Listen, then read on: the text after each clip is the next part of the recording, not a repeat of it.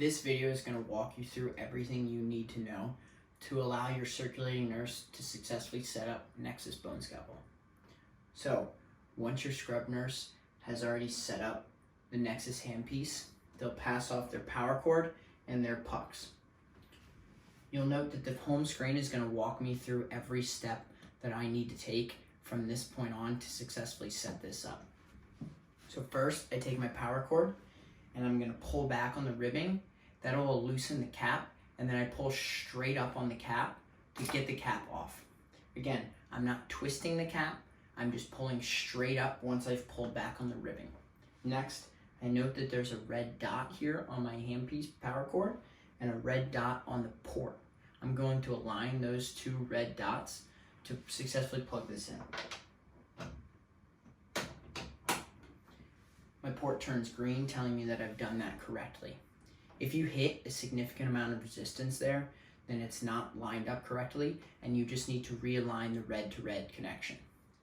We'll look at my home screen and note that my handpiece has a check next to it, meaning that that step has been completed. Next, I take my pucks and I plug them in to the side. These are magnetic and they don't fit anywhere except for where they're supposed to go, and so they can't be set up wrong. Again, I get my two green lights here telling me that that's been done, and on my home screen, I get a check next to my tubing. Third step is take my irrigation tubing, I slide it into the port door, I close the port down, and I get a check next to my irrigation, and it takes me to the priming page. Then, the nurse will spike their liter of irrigation, and then we'll come to prime the handpiece. The priming here has a built-in timer that's built for the longest probe that we offer.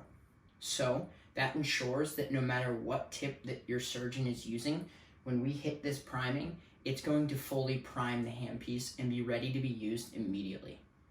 If we are using a standard 20 blade, like many of us are, this timer is longer than is necessary for this tip. So, as I hit this raindrop button, I'm going to keep an eye on my tip, and once it has been fully primed, I will pause it and bypass. So I start my priming by hitting the raindrop. It's been fully primed. I hit my pause button, and then I bypass the remainder of this priming time. Takes me to my final page. The last step I need to do is turn the power on with that button in the top left corner of our screen. We'll get a green bar here telling us that we've set that up correctly. Now, we're ready to use our neXus BoneScalpel.